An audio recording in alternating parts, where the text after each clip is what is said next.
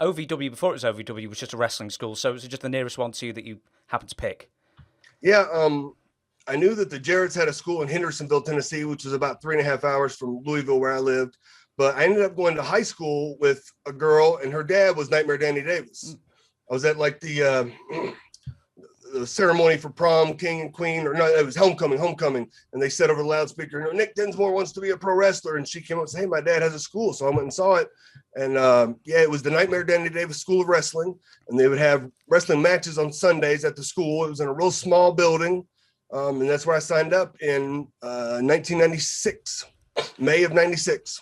So they weren't doing tours then at that time, just a once a week show for locals, and that was it? Yeah, we would train 3 days a week, and then we would do a show. I mean, we did do some other, towns around the area. He might have had 4 or 5 towns that we ran. So, I mean, I might get 6 to 8 matches a month. To be honest, that's probably a lot more. I mean, COVID, forget about the COVID. That was probably a lot more than a lot of independent wrestlers were getting Absolutely. In 2019. Absolutely. So was it just Danny Davis who was teaching at that point, or when did Rip Rogers come along? I think Rip was in when I first signed up. I'd seen Rip when I went to watch before I signed up. When I signed up, Rip was, I believe he was in the Maritimes with Rene Dupree's dad's company. And so I trained, had a couple months worth of matches, and Rip comes back.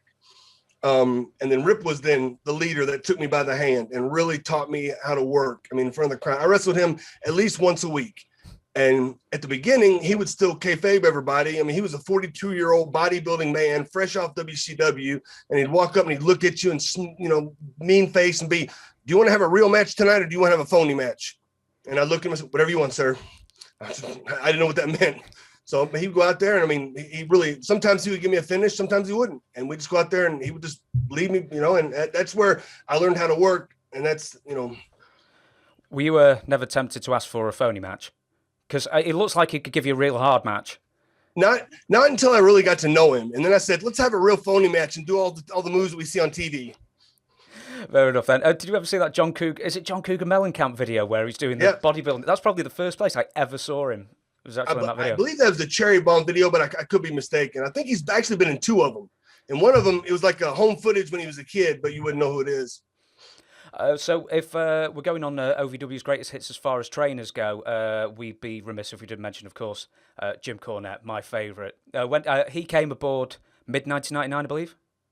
Yeah, something like that. Yeah, I mean, we had, we started doing TV about 97. And looking back now, Danny Davis was learning how to do TV and getting prepped because he knew the deal with WWE was coming, and we had to have a television product. So it was all of us students and Rip, and it was a good product, but not all the students were great athletes or, great performers, but everybody was having fun. And then 1998, Cornette shows up. The first recruit he had was Rico Constantino. And Rico we saw on WWE TV was very different than the Rico that came to OVW. He won the American Gladiators. He was a policeman. He was an EMT. He was the bodyguard for the faith healer Benny Hinn's. He was a bodyguard for Kiss. I mean, he was almost a U.S. Marshal after 9/11. I mean, it was like, this guy's got like a resume of stuff that is phenomenal. And he had his own American Gladiators belt, and he was, ultra babyface. But then he ended up injuring his knee, and he had to shift his performance, and that when he became a heel. And it was really good. But like Cena came at that same time, Batista came, Brock Lesnar, Shelton Benjamin, Victoria. Well, I'm going to get on quite a few of those names as well. I've got a couple more Cornette questions. I'm a big Cornette fan. When was the first time he ever lost his mind at you or someone near you? At me? I knew him a while before he lost his cool at me, but I remember, and I told this story not too long ago, he would always put like the Danny's guys, myself, Doug Basham, Damaja, and Flash, and Rob Conway, Flash Flanagan. We were all the guys that had a little bit of experience. So if we're doing TV, we're doing it live to tape. So he didn't want to do any editing. So he put us in the last match so we could hit the time cue at the very end so we didn't go over. And the first time Cornette put Randy Orton against John Cena in the main event, they went over like 2 minutes and 19 seconds. And I remember Cena's coming back all proud of his match because it was a good match, taking off his tape, and Cornette kicks in the locker room. God damn, 2 minutes and 19 seconds. You know what the fuck that means? 2 minutes, you son of a. And Randy conveniently snuck out and just went home. Cornette goes out back and starts breaking windows. The building was, half the building was abandoned, so it wasn't a big deal, but breaking windows and coming back in, 2 minutes and 19 seconds. You know what that means? And Cena said himself, he goes, that was the last time I ever went over on time. So it was 2 minutes 19, that was that, and he couldn't even edit it down, so he went just live to tape and that was it. Yeah, they ended up having to edit it down, but they were trying not to do it. And then that would, if they would just run it to tape, they could hand it into the TV studio. Now they had to go and edit it, and it was going to take them 4 or 5 hours to trim a couple seconds off each segment, and just a hassle. Right, I'm gonna hit you with the hard question now, and it is no pun intended. Did Jim Cornette and his girlfriend at the time, Synn, ever proposition you at any point? Because apparently only this came out recently, and I had no idea. Me, no. Their relationship was, they were both happy doing exactly what they did. But there was one time where he was editing a little bit of TV or doing some voiceovers, and she liked to go out. So he's like, hey, will you take her to the bar? I'll show up a little bit later and pick her up. And he'd been out to the bar a couple of times, but he didn't like going out to the bar, but she wanted to go out. So we're out, bum, bum, bum. And she goes, well, hey, I'm going to go see if this guy will buy me a drink. And she walks off. And I can't remember if I just lost her or if I ended up finding her by the end of the night and had to take her home. But regardless, Cornette came and he couldn't find her. And then he got pissed and he left. So I think I must have had to take her home, and she was just sloppy drunk. It was bad. And Cornette was throwing a fit. He was screaming down the hallway that he's ready to shoot me, and just it was the worst thing ever. I got fired and everything. Oh, blinking heck. I mean, he threatened to shoot Brock Lesnar as well, I think, at one point, didn't he? Yeah. Right. I mean, after a while, that wasn't a big thing. It was just him blowing off steam and just getting excited. I like it. It's just like not a big deal that he threatened to shoot everybody one time or another. So we always call it the OVW Big Four. So we've got John Cena, Randy Orton, Brock Lesnar, Batista. I suppose should go really back a bit. Did you have a hand in training any of them more than informally? Were you like I suppose I'll switch the question up and actually, did you ever become sort of like an informal head trainer? Absolutely.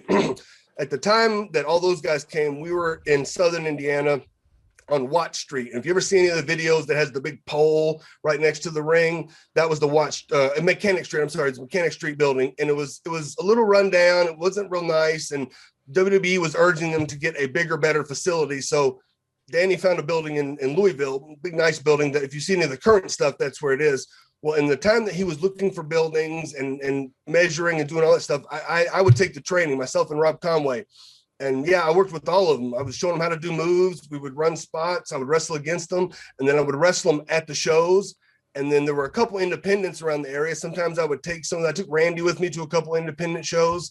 And really, I was a player coach, working with all of them. We'd work on something in training. And then Victoria was with the Revolution, Doug Basham and Danny Basham, and then we'd implement it in the matches.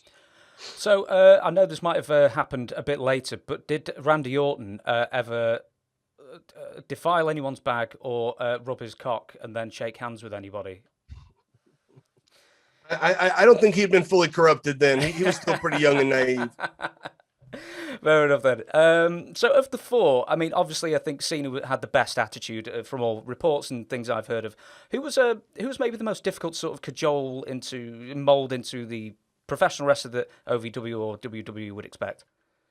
I mean, not really any of them. I mean, really, because they were all there, and they knew what they were there for. And we were just trying to figure out what their strengths were, accentuate their strengths and hide their weaknesses and work on their weaknesses. And that's all it was. And we'd find out what this person does best and let's work on that. Do you smell what the Rock is cooking? Enough is enough! Booty poo candy ass! I had him writhing in pain through my sharpshooter. Rocky! I am not a nugget! Stick him straight up your candy ass! I kicked your leg out of your leg. The Rock has come!